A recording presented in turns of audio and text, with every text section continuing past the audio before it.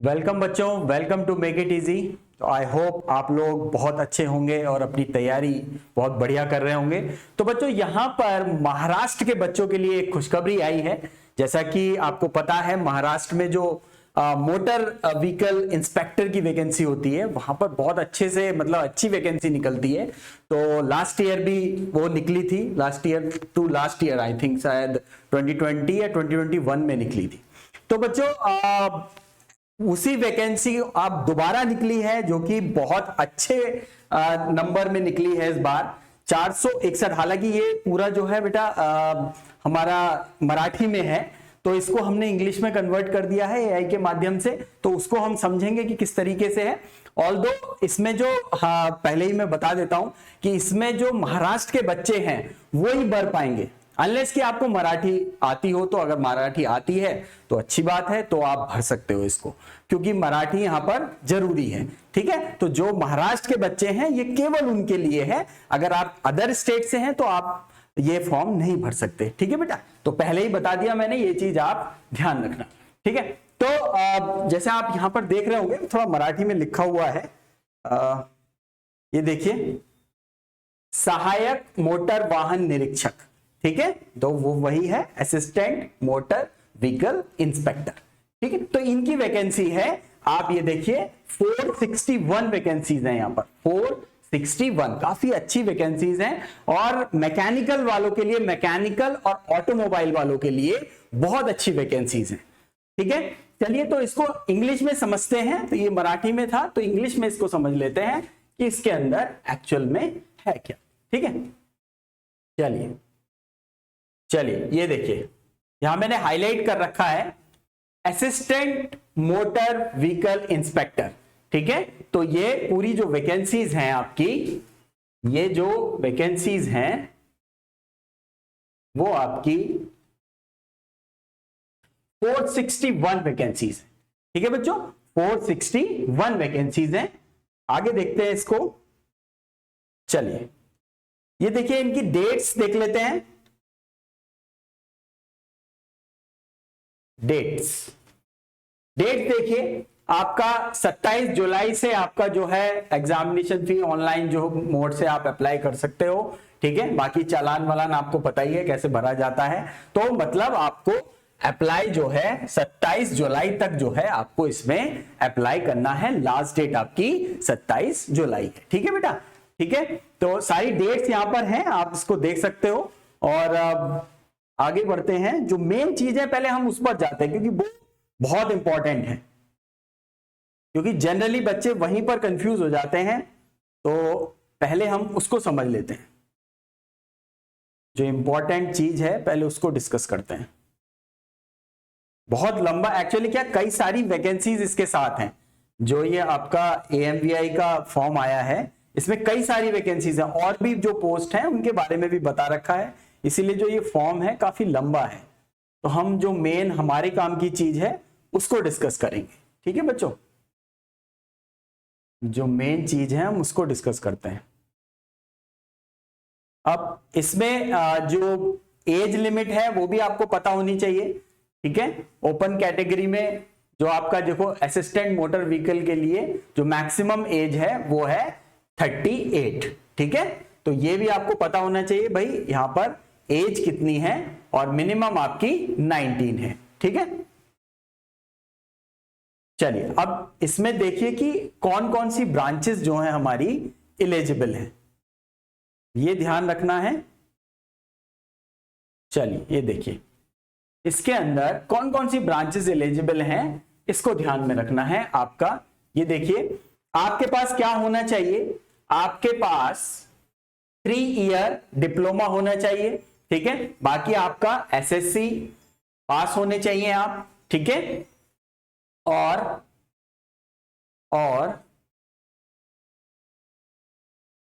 Diploma किसमें होना चाहिए, ऑटोमोबाइल इंजीनियरिंग में हो या फिर मैकेनिकल इंजीनियरिंग में हो। ठीक है, या तो ऑटोमोबाइल इंजीनियरिंग में हो या मैकेनिकल इंजीनियरिंग में हो, तो ये डिप्लोमा वालों के लिए है। ठीक है, अगर आपके पास हायर क्वालिफिकेशन है, अगर आपके पास हायर क्वालिफिकेशन है तो आप, अगर आप मतलब आप बीटेक हो तो अगर आपका बीटेक ऑटोमोबाइल इंजीनियरिंग में है या फिर मैकेनिकल इंजीनियरिंग में है, ठीक है, तो भी आप जो है एलिजिबल हैं।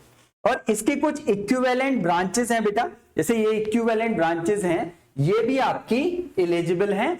तो अगर आप प्रोडक्शन से आपने कर रखा है तब भी आप एलिजिबल हो, ठीक है। तो ये इक्विवेलेंट ब्रांचेस है, अगर इसमें आप फॉल करते हो तो भी आप जो है एलिजिबल हो, ठीक है बच्चों।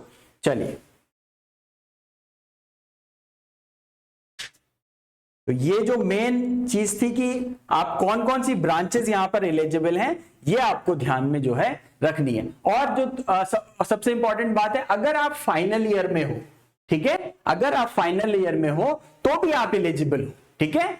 शैल be eligible to apply for the preliminary examination, ठीक है। तो आप प्रिलिमिनरी एग्जामिनेशन के लिए, पर आपके पास पूरी डिग्री आ जानी चाहिए मेंस के एग्जाम से पहले, ठीक है। मतलब मेंस के जो आपका फॉर्म आएगा दोबारा, उसके सबमिशन से पहले आपके पास जो है डिग्री आ जानी चाहिए। तो ये बहुत इंपॉर्टेंट चीज है, failing which they shall not be eligible for admission to main examination. मतलब अगर आप जो है नहीं आपके पास डिग्री आई तब तक सबमिशन से पहले, तो आपको जो है मेन एग्जामिनेशन में बैठने नहीं दिया जाएगा, ठीक है। तो ये बहुत इंपॉर्टेंट चीज है यहां पर। अब सबसे इंपॉर्टेंट चीज, अदर स्टेट वाले प्लीज थोड़ा सा ध्यान रखें कि यहां पर आपको नॉलेज होनी चाहिए मराठी लैंग्वेज की। ये क्या है? इसेंशियल है, ठीक है। अगर इसेंशियल है तो ऑब्वियस सी बात है कि अगर आती होगी तभी आप अप्लाई कर सकते हो। तो ये चीज आपको ध्यान में रखनी है। तो दैट मींस अदर स्टेट वाले यहां इसमें अप्लाई नहीं कर सकते, ठीक है। बाकी कुछ एक्सपीरियंस की रिक्वायरमेंट है। हालांकि ये एक्सपीरियंस जो है बेटा, वो आप बाद में भी अपने प्रोबेशन पीरियड में भी गेन कर लोगे तो वो एक्सेप्टेबल है, ठीक है। तो आप जो आपके पास ये एक्सपीरियंस है तो ठीक है, और अगर आपके पास ये एक्सपीरियंस नहीं है, ठीक है, अगर आपके पास लाइसेंस ये है तो ठीक है, और अगर आपके पास ये लाइसेंस नहीं है तो आपको ये चीज आप मतलब विद इन 2 ईयर, जब भी आपका प्रोबेशन पीरियड है तब तक आपको जो है वो लाइसेंस आपके पास होना चाहिए। तो ये चीज बहुत इंपॉर्टेंट है, इस बात को आप लोग को ध्यान में रखना है, ठीक है। बाकी मेन चीज यही थी इसमें। ड्राइविंग लाइसेंस का मैंने आपको बता ही दिया, ठीक है। आपके पास ये वाले ड्राइविंग लाइसेंस तो जनरली हमारे पास होते हैं, जनरली ये वाला नहीं होता है, ठीक है। जनरली ये वाला नहीं होता, तो वो आप विद इन जो भी प्रोबेशन पीरियड है तब तक अगर आप ले लोगे, वो आपको ना जो है विद इन 3 ईयर, देखो इसमें लिखा हुआ है विद इन 3 ईयर अगर आप वो लाइसेंस ले लोगे तो फिर आप जो है एलिजिबल रहोगे इसके लिए, ठीक है। तो कोई इतना बड़ा इश्यू नहीं है, आप आराम से जो है उसको ले सकते हो, ठीक। बाकी कुछ फिजिकल स्टैंडर्ड्स हैं, ये आपको पता होने चाहिए बिफोर अप्लाइंग, ठीक है। तो हाइट इतनी चाहिए 163 सेंटीमीटर मेल के लिए, और मिनिमम हाइट यहां पर 155 फीमेल के लिए होनी चाहिए, ठीक है। बाकी ऐसे ही चेस्ट वगैरह है, वेट मिनिमम जो है फीमेल के लिए है, इतना मिनिमम वेट होना चाहिए, ठीक है। तो ये फिजिकल स्टैंडर्ड भी थोड़े बेटा देख के जाना, क्योंकि ये बहुत इंपॉर्टेंट होते हैं। बाद में जब आप डिस्क्वालीफाई हो जाते हो तब बहुत जो है रिग्रेट होता है, ठीक है। अब एग्जाम के बारे में समझ लेते हैं। इनके जो हमारा एग्जाम है, बहुत बड़ा एडवर्टाइजमेंट है ये, क्योंकि बहुत सारी पोस्ट हैं इसके अंदर, इस वजह से थोड़ा बड़ा एडवर्टाइजमेंट है। ये आ गया है आपका स्टेजेस ऑफ एग्जामिनेशन, ठीक है। हमें देखना है असिस्टेंट मोटर व्हीकल इंस्पेक्टर का। तो सबसे पहले इसमें क्या होगा बच्चे? सबसे पहले इसमें जो है प्री आपका एग्जाम होगा, फिर उसके बाद सेपरेट आपका मेन एग्जामिनेशन होगा, ठीक है। तो प्री और मेन में क्या सिलेबस रहेगा उसके बारे में भी अभी डिस्कस करेंगे। तो आपका ये 100 नंबर का एग्जाम होगा, और ये आपका 300 मार्क्स का एग्जाम होने वाला है, ठीक है। तो इस चीज को आप जो है ध्यान रखना, ठीक है। मार्क्स आपके ये इतने हैं, ठीक। चलिए, और सीबीटी होगा बेटा, ये ध्यान रखना। ये जो आपका प्रिलिमिनरी एग्जामिनेशन है वो आपका सीबीटी होगा, मोर देन 1 सेशन होंगे तो ऑब्वियस सी बात है नॉर्मलाइजेशन यहां पर करना पड़ेगा, जो आप सभी को पता है। ठीक है, तो आप इसके थ्रू, प्री के थ्रू आप जो है मेंस के लिए क्वालिफाई करोगे। ठीक है, तो जो भी आप qualifying marks fixed by commission, जो भी क्वालिफाइंग मार्क्स रखे जाएंगे प्री में, फिर उसके बाद कट ऑफ मार्क्स जो भी होगा, बाकी एजुकेशन क्वालिफिकेशन, ये सारी चीजें आप जब फुलफिल करोगे तभी आप जो है मेंस के लिए एलिजिबल होगे। ठीक है, तो मतलब ऑब्वियस बात है पहले प्री होगा फिर उसके बाद मेंस होगा। ठीक है, चलिए ये इतना इंपॉर्टेंट नहीं है, बाकी सारी चीजें ऑलमोस्ट हो चुकी हैं। किस तरीके से आपको अप्लाई करना है, MPPSC की साइट पे जाना है आपको। ठीक है, महाराष्ट्र पब्लिक सर्विस कमीशन की जो साइट है उस पर जाएंगे तो ये कौन कौन से डॉक्यूमेंट आपको अपलोड करने हैं ये भी आपको पता होना चाहिए, जो इंपॉर्टेंट है। आई होप आप लोग देख लेंगे उसमें, तो ठीक है। चलिए, तो आई थिंक ये चीज आप आराम से देख लेंगे कि इसमें क्या क्या चीजें चाहिए। ठीक है, तो अगर आप किसी कैटेगरी से बिलोंग करते हैं तो आपको फिर ये वाला सर्टिफिकेट भी चाहिए होगा बेटा। ठीक है, डोमिसाइल सर्टिफिकेट भी चाहिए होगा। ओपन कैटेगरी से हैं तो कोई आपको जरूरत नहीं पड़ेगी। ठीक, जो मेन है वो मैंने आपको यहां पर बता दिया। ठीक है, चलिए अब हम चलते हैं बेटा इसके सिलेबस पे। हालांकि ये मराठी में ही है पर समझ में आ जाएगा आपके, कोई इतनी बड़ी दिक्कत वाली बात नहीं है क्योंकि हमें यहां पर सब्जेक्ट ही समझने हैं। ठीक, तो जो प्री होगा बच्चे, यहां पर जो आपका प्री होगा उसमें ये क्या है आपका, उसमें ये आपका सामान्य अध्ययन होगा, मतलब आपका जीएस होगा और रीजनिंग होगा। ठीक है, जीएस और रीजनिंग। ठीक, बाकी आपका ऑटोमोबाइल इंजीनियरिंग और मैकेनिकल इंजीनियरिंग के कुछ क्वेश्चन आएंगे जो अभी रिसेंट में चल रहे हैं। ठीक है, तो रिसेंट में जो भी चीज चल रही है किससे रिलेटेड, जो मैकेनिकल इंजीनियरिंग और ऑटोमोबाइल इंजीनियरिंग से रिलेटेड, उस पे बेस आपके जो है क्वेश्चन आएंगे। जो मीडियम रहेगा वो आपका मराठी और अंग्रेजी रहेगा, दैट इज इंग्लिश रहेगा। ठीक है, 100 क्वेश्चन आएंगे और आपका 100 मार्क्स के ये होंगे और 1 घंटा 30 मिनट का यहां पर टाइम होगा। वस्तुनिष्ठ मतलब MCQ होगा ये। ठीक है, क्लियर हो गया। तो ये आपका जो है प्री का पूरा पेपर पैटर्न है। ठीक है, अब ये आपका सामान्य अध्ययन का सिलेबस है, जो भी आपका सामान्य अध्ययन का सिलेबस है। ठीक है, तो बेसिक सामान्य अध्ययन का जो सिलेबस, और महाराष्ट्र से रिलेटेड आपका इतिहास और भूगोल आने वाला है तो वो आपको पता होना चाहिए। ठीक है, बाकी रीजनिंग के बारे में तो बताने की आपको जरूरत है नहीं, तो रीजनिंग आपको पता ही है, आप लोग पढ़ते हो एग्जाम के लिए, तो रीजनिंग आपकी सिंपल जो बेसिक होती है वही आएगी। ठीक है, अब ये देखो यहां पर latest trend and technological development in the field of mechanical and automobile engineering. ठीक है, तो ये चीज आपका जो है, जो भी डेवलपमेंट अभी हो रहे हैं उससे रिलेटेड आपको प्रश्न जो है इसमें पूछे जाएंगे। ठीक है, तो ये एक्चुअली में आपका पूरा सिलेबस हो जाएगा। अब मेंस की अगर बात करेंगे, अगर आपने प्री क्वालिफाई कर लिया तो आपके जो है मेंस जो आएगा प्योर इंग्लिश में आएगा पेपर इसका, ये चीज ध्यान में रखना। ठीक है, और 150 क्वेश्चन होंगे और आपके जो है 300 मार्क्स के होंगे। ठीक है, तो ये चीज आप ध्यान रखना। और निगेटिव मार्किंग होगी, ये ध्यान रखना, निगेटिव मार्किंग होती है, इस बात का विशेष ध्यान रखना बेटा। ठीक, अब सिलेबस देख लीजिए जो कि बहुत इंपॉर्टेंट है बेटा। मैकेनिक, अगर आप मैकेनिकल इंजीनियर हैं, ठीक है, तो ये सिलेबस आपके लिए बहुत इंपॉर्टेंट। देखो स्ट्रेंथ ऑफ मटेरियल जो भी आप लोगों ने यहां पर पढ़ा है वही चीजें हैं सारी, stress, strain, shear force, bending moment diagram, moment of inertia, ठीक है, प्रिंसिपल प्लेन्स और स्ट्रेसेस, स्लोप, रिफ्लेक्शन, सब चीजें वही हैं जो आप इसमें पढ़ते हो सोम में।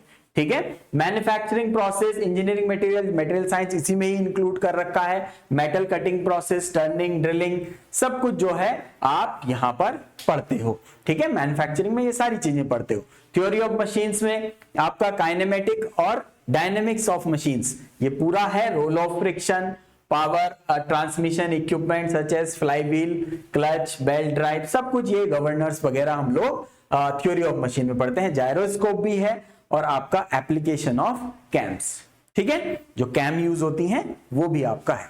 बाकी हाइड्रोलिक्स है, हाइड्रोलिक्स में आपका जो एफएम है और एफएम जो फ्लूइड मशीनरी है वो दोनों है, ठीक है।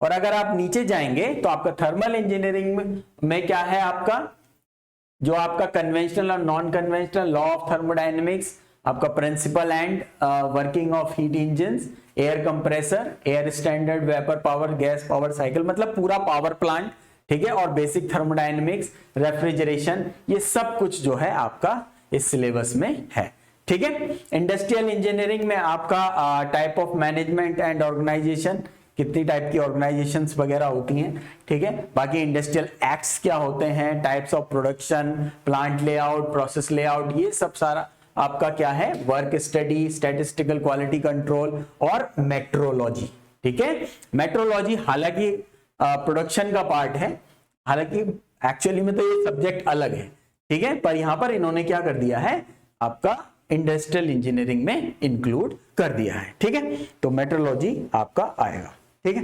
बाकी आप अगर देखेंगे तो यहां पर पावर डेवलपिंग सिस्टम में आपका पूरा ऑटोमोबाइल है, चेसिस, लेआउट टाइप, ठीक है। ऑटोमोबाइल की जो जितना भी आपका 2 स्ट्रोक 4 स्ट्रोक जो भी इंजन्स हैं उसके बारे में, चेसिस, फ्रेम्स, ठीक है, एमपीएफआई क्या होता है, आपका ईसीयू क्या होता है, ठीक है, इग्निशन सिस्टम के बारे में पूरा आईसी इंजन और ऑटोमोबाइल यहां पर है, ठीक है। बाकी कूलिंग एंड लुब्रिकेशन आप आईसी इंजन में पढ़ते हैं तो ये भी सारा जो है यहां पर है। ट्रांसमिशन सिस्टम ऑटोमोबाइल इंजीनियरिंग में पूरा पढ़ते हैं, जो आपका ट्रांसमिशन सिस्टम होता है, जो गियर्स वगैरह होते हैं वो सारा जो है गियर बॉक्स के बारे में आप यहां पर पढ़ते हैं, तो ये पूरा यहां पर आएगा। तो काफी डिटेल में सिलेबस है बेटा, ऐसा नहीं है कि आप आराम से इसको कर लोगे, तो पूरा टाइम लगेगा आपको जो है इसको करने में, ठीक है। चलिए, तो ये आपका स्टीयरिंग सिस्टम पूरा ऑटोमोबाइल है यहां पर, ठीक है, जो भी स्टार्टर मोटर वगैरह स्टार्टिंग डिवाइस वगैरह हैं वो सारा जो है यहां पर दिया हुआ है, ठीक है। बाकी डिफरेंशियल, रियर एक्सेल, ब्रेक्स, सारा ये सब कुछ जो है ऑटोमोबाइल का पार्ट है, ठीक है। Vehicle maintenance and transport management, ये भी आपका जो है ऑटोमोबाइल का ही पार्ट है, सब जो है ये सारा, जैसे इमिशन मेजरमेंट, जो हमारे इमिशन निकलते हैं ऑटोमोबाइल से, वो सारा जो है इसमें दिया हुआ है, ठीक है। बाकी इलेक्ट्रिकल एंड इलेक्ट्रॉनिक सिस्टम, जो ऑटोमोबाइल के अंदर इलेक्ट्रिकल और इलेक्ट्रॉनिक सिस्टम होते हैं उनकी स्टडी को भी हमने यहां पर पढ़ना है। और हमें क्या पढ़ना है, इलेक्ट्रिक व्हीकल्स का भी पार्ट है बेटा, ये चीज ध्यान रखना, आजकल बहुत ज्यादा पूछा जा रहा है और अब एग्जाम में ये इंक्लूड होने लग गया है, ठीक है। तो ये आपको हाइब्रिड जो व्हीकल हैं वो किस तरीके से काम करते हैं, इलेक्ट्रिक व्हीकल किस तरीके से काम करते हैं, बैटरी बेस्ड एनर्जी जो बैटरी मैनेजमेंट सिस्टम है ये किस तरीके से काम करता है, ये सब भी आपका पूछा जाएगा। और जो लास्ट में है सबसे मोस्ट इंपॉर्टेंट, वो है आपका मोटर व्हीकल एक्ट और रोड सेफ्टी। तो मोटर व्हीकल एक्ट जितने भी होते हैं, सेंट्रल का अलग होता है, स्टेट का अलग होता है, तो वो सारे इसके अंदर आ जाते हैं, ठीक है। तो बेसिकली जो सिलेबस है वो आपका ये रहने वाला है। तो आई होप आपको समझ में आया होगा किस तरीके से इसको करना है, ठीक है। और मेक इट इजी पर इसका कोर्स है, ठीक है, आप अगर हमारी वेबसाइट पर जाएंगे तो बच्चों इसके लिए महाराष्ट्र एमवीआई के लिए मेक इट इजी का एक बेहतरीन कोर्स है बच्चों, जो आपका अवेलेबल होगा हमारी ऐप पर, मेक इट इजी मैकेनिकल के ऐप पर, जो आपको यहां पर 50% डिस्काउंट में मिलेगा बेटा। MIE अगर आप कूपन लगाएंगे तो आपको 50% डिस्काउंट में मिलेगा। तो ये जो मेंस का सिलेबस है बेटा, जो मेंस का सिलेबस है वो यहां पर कवर होगा, ठीक है। तो मैं पहले आपको बता दूं, जो मेंस का जो मैंने आपको टेक्निकल जो डिस्कस किया था वो सारा यहां पर कवर होगा, इंक्लूडिंग जो भी आपके एक्ट्स हैं, ठीक है, वो सारा यहां पर कवर होने वाला है, ठीक है। तो ये सारी चीजें यहां पर कवर होंगी और आपको MCQ सेशंस बाकी सब चीज प्रोवाइड कराई जाएगी टाइम टू टाइम। और अभी पूरा सिलेबस जो है यहां पर कवर है, और आपका अगर आप 50% अगर आपको डिस्काउंट मिलेगा MIE कूपन लगाकर, तो आपका 2099 में जो है ये आपको बैच मिल जाएगा। ठीक है, सारे जो भी लेक्चर्स हैं इसमें रिकॉर्डेड है बेटा, तो ये चीज ध्यान रखना, सारी चीजें यहाँ पर रिकॉर्डेड मिलेंगी आपको। ठीक है, बाकी एमसीक्यू सेशन जो है लगातार आपके जो है आते रहेंगे। ठीक है, चलिए बच्चों, थैंक यू वेरी मच और ऑल द वेरी बेस्ट।